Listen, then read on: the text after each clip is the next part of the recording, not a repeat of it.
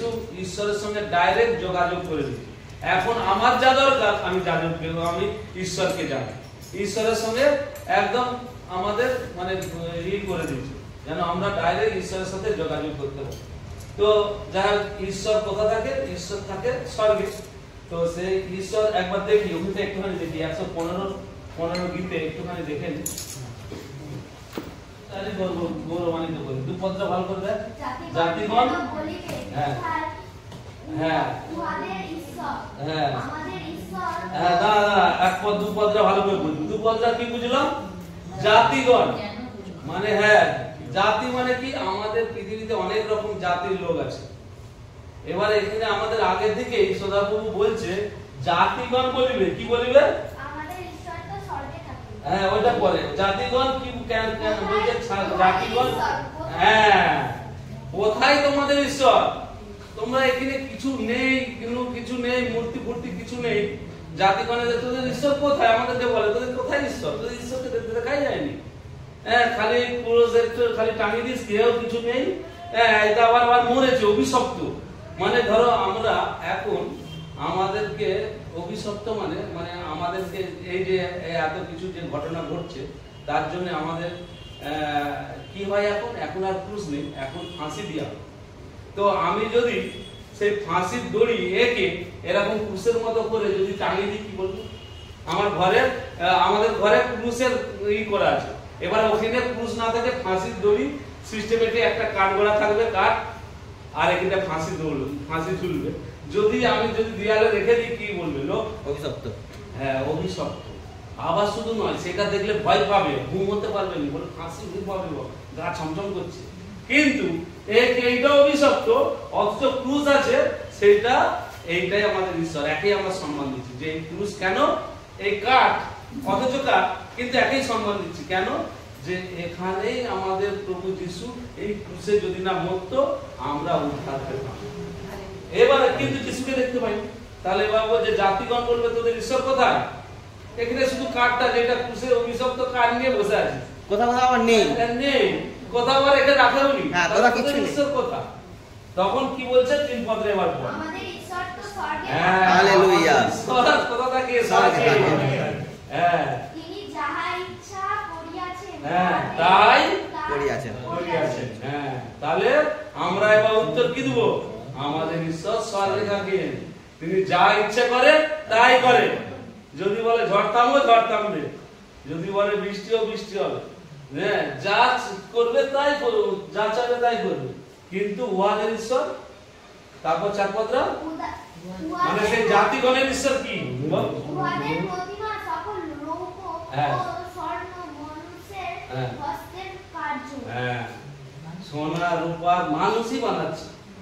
হ্যাঁ ঈশ্বর আমরা দেখেছি হাতে গড়া মানুষের ঈশ্বর, তার মন্দিরও থাকেনি। তার মন্দির এখানে বলছে যে তোমাদের ঈশ্বর তোমরা মানুষরা, তোমরা নিজেরাই কাঠ পাট সোনা দানা নিয়ে বানাচ্ছ। কিন্তু আমাদের ঈশ্বর স্বর্গে। তারপরে তাদের কি একটু উদাহরণ দিচ্ছে, তাদের কি কি আছে, কি কি করতে পারে না পারে না। মুখ থাকিতেও তাহারা কথা কহে না, চক্ষু থাকিতেও দেখিতে পায় না, কর্ণ থাকিতেও শুনিতে পায় না, নাসিকা থাকিতেও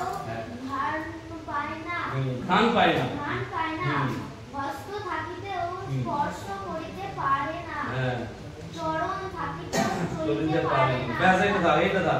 তাহলে উহাদের ঈশ্বর কি? সবই আছে, কিছু নেই।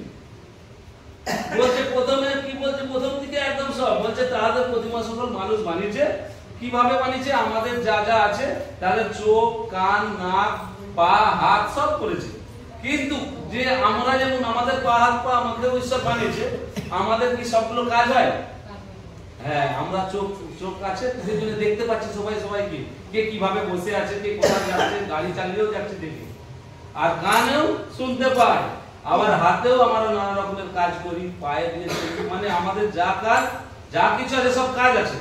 কিন্তু উহাদের ঈশ্বরে সব আছে, কিন্তু সব থেকেও নেই, কিছু নেই। চোখ আছে চোখ আছে দেখতে পাইনি, নাক আছে শুনতে পাইনি, ঘ্রাণ পাইনি, এবং কান আছে আমরা ডেকেই যাই, প্রভু আমাকে এই দাও সেই দাও, হেন তেন, আমার দেখো এত কেন, কিন্তু তার কান নেই তো শুনবে, কান আছে কিন্তু শুনতে পাইনি। তো এবারে 8 পদটা খুব গুরুত্বপূর্ণ। 8 পদটা দেখে যেমন তাহারা তেমনি হইবে তাহাদের নির্মাতারা, মানে যেমন তারা তার নির্মাতারাও তেমন। মানে ঈশ্বরকে যেমন ভাবে বানিয়েছে যারা, সেই ঈশ্বর যেমন আছে, কেউ আবার কৃষ্ণ বাসি আছে এমন আছে, যে যেমন যেমন করে বানিয়েছে তেমনই দাঁড়িয়ে আছে। এবার যারা বানিয়েছে তারাও সেই রকম।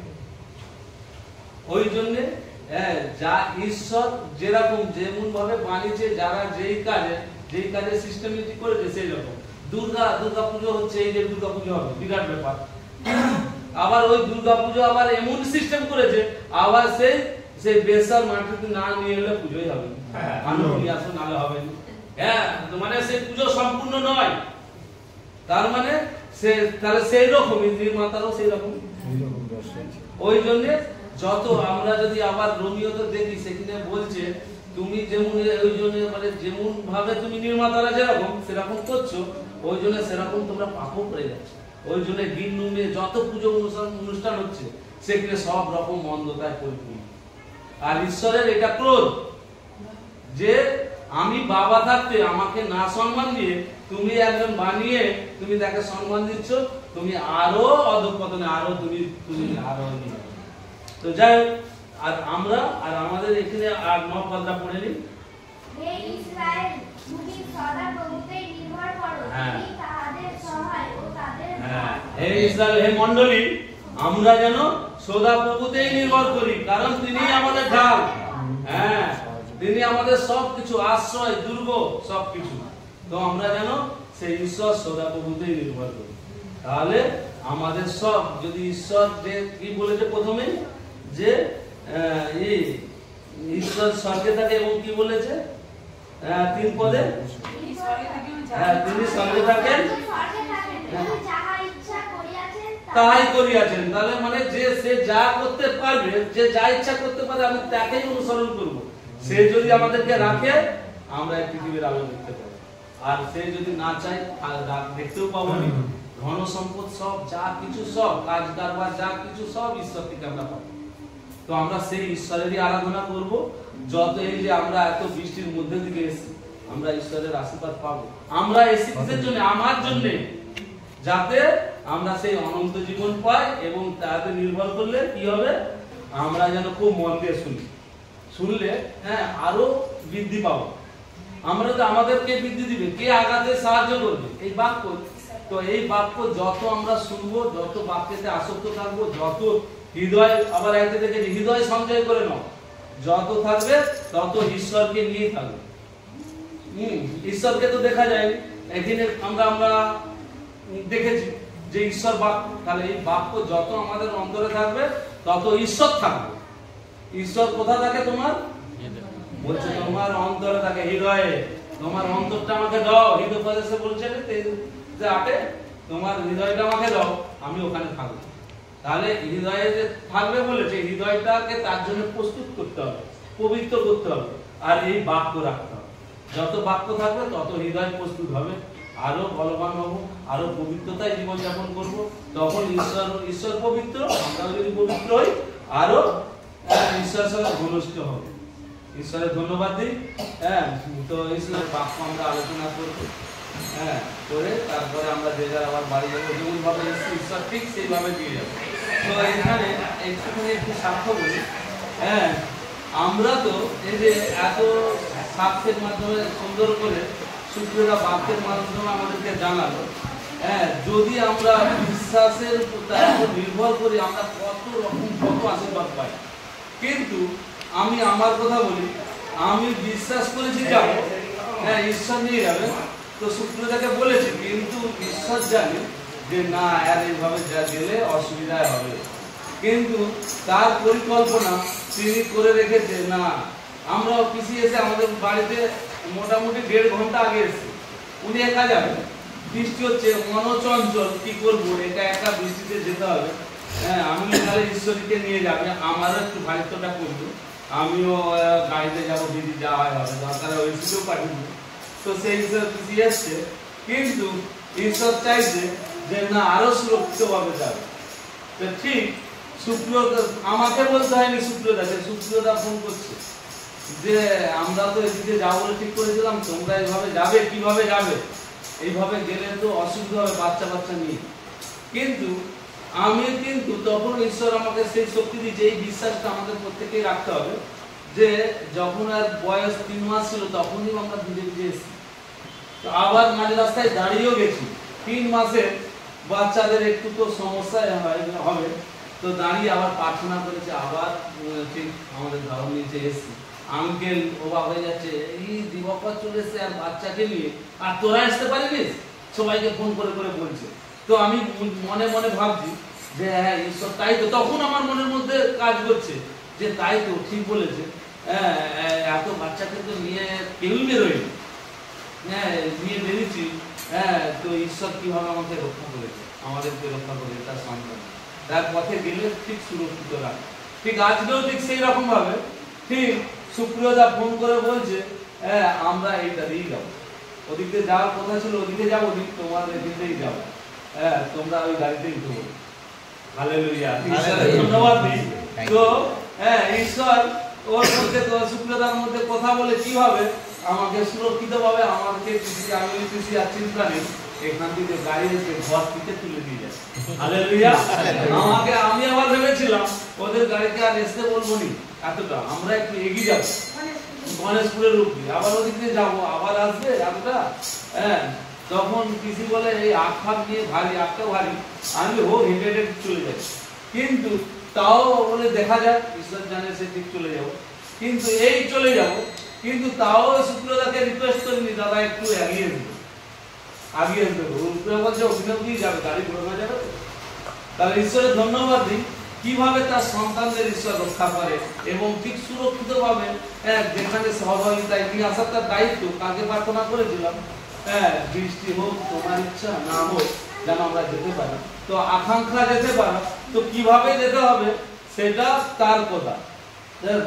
যেমন আমাদের শিক্ষা যেমন দিল, সুপ্রিয়দা যে বললো যে পাখিদের দিকে তাকাও, তাদের কিছু নেই, সব তারা যদি তাদের থেকে তোমাকে শ্রেষ্ঠ বানিয়েছে, তাহলে তোমাকে যে শ্রেষ্ঠ, তোমাকে কত সুন্দরভাবে সব তোমার দায়িত্ব, সব আমার খাওয়া দাওয়া দায়িত্ব দিকে যা কিছু ভরণ সব দায়িত্ব আমার।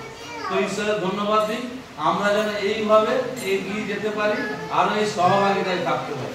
তাহলে আমরা দেখেছি অনেক রকম বাক্য দিয়ে আমাদের শিক্ষা দিয়েছে, সুপ্রিয়দা বলেছে সব পয়েন্ট ভাবে যে কি কেন আমি গেলে কি হবে, সবকিছু আমাদের সহভাগিতার কথা আমাদের বললো, সবাই আমরা শুনেছি। কিন্তু আমরা গেলে আরো উদাহরণ করে আমরা যে দিশায় 53 অধ্যায় যে দেখলাম, দিশায় 53 অধ্যায় যে দেখলাম 5 পদে, তিনি তার ক্ষত দ্বারাই তিনি কত কষ্ট করেছে আমাদের জন্য, কষ্ট করে ক্রুশেও মৃত্যু পর্যন্ত তিনি আজ্ঞা পাওয়া হলো, ফিলিপিওতে লেখা আছে। তো সেইভাবে আমরা তার হয়ে আমরা কিছু ত্যাগ করতে পারিনি, সেই ত্যাগ আমরা পারিনি, কিন্তু সেটা ঈশ্বর জানে যে আমার সন্তানদের দৌড় পাবে, সে জানে। কিন্তু আমার যদি আকাঙ্ক্ষা থাকে সব ব্যবস্থা ঈশ্বর করে দেবে। তো ঈশ্বরের ধন্যবাদ দিই। এখন এই পর্যন্তই থাকবে, খেতে যাবো। তো তার আগে আমাদের ঈশ্বরের সহভাগিতায় আসতে আমরা সবাই বুঝতে পারছি, যেমন ঈশ্বরের আশীর্বাদ আমরা সবাই পাচ্ছি, সেটা অনুভব করছি। তো তার মধ্যে আমার এখানে একটা জ্বলন্ত উদাহরণ আস্তে আস্তে গাড়িতে বলছিল, দেবজানি আস্তে আস্তে বলছিলাম যে ঈশ্বরের আশীর্বাদ পাচ্ছি কিভাবে বুঝবো, আমরা আলোচনা করছি। তো যাই হোক, মন্ডলীতে কবার শাড়ি পরে এসছে আমি জানি, কিন্তু আজকে শাড়ি পরে এসছে, আমি খুব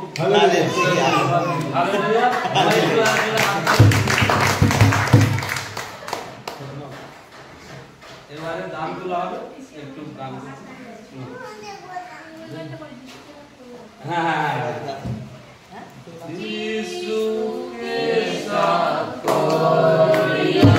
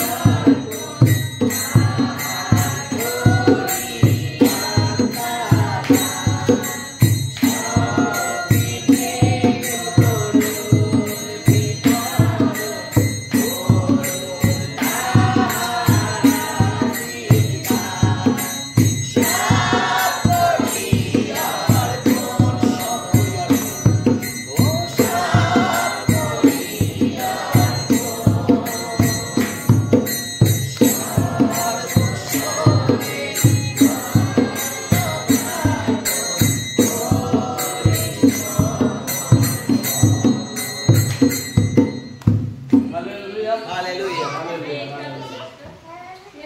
ঈশ্বরের ধন্যবাদ দিই। এই আমাদের প্রশান্ত ভাই, তুমি আসো একটু এই গানের জন্য একটু প্রার্থনা করো ঈশ্বরের কাছে। আর যারা তোমরাই রান্না করেছো তবুও সেই রান্নাতে তুমি প্রার্থনা করো। ঈশ্বর তোমাদেরকে আশীর্বাদ করবে।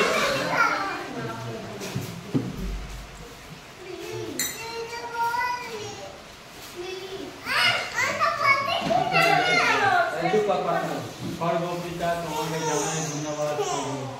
তোমাকে অনেক দিন থেকে তোমার কাছে প্রার্থনা করছিলাম যেন এইভাবে যেন তোমার আরাধনা করতে পারি প্রত্যেক রোববার যেন অনেকে তোমার সাথে আরাধনা করতে পারি আর বসে তোমার বাক্য শুনতে পারি। তুমি সাহায্য করেছো এতদিন পর প্রভু, অসংখ্য ধন্যবাদ প্রভু। আর এখন যে গান উঠেছে এই গানে আশীর্বাদ করো, তোমার ভান্ডার যেন পরিপূর্ণ হয় আর আমাদেরও ভান্ডার যেন পরিপূর্ণ হয় প্রভু। তুমি দয়া করো, আশীর্বাদ করো প্রভু। যারা দিয়েছে তাদেরও তুমি আর প্রভু আমাদের সভাপতি থেকো।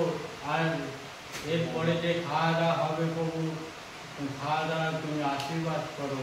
যেন যারা রান্না করেছে তাদেরও তুমি আশীর্বাদ করো। তারা যে অনেক কষ্ট করে যে রান্না করেছে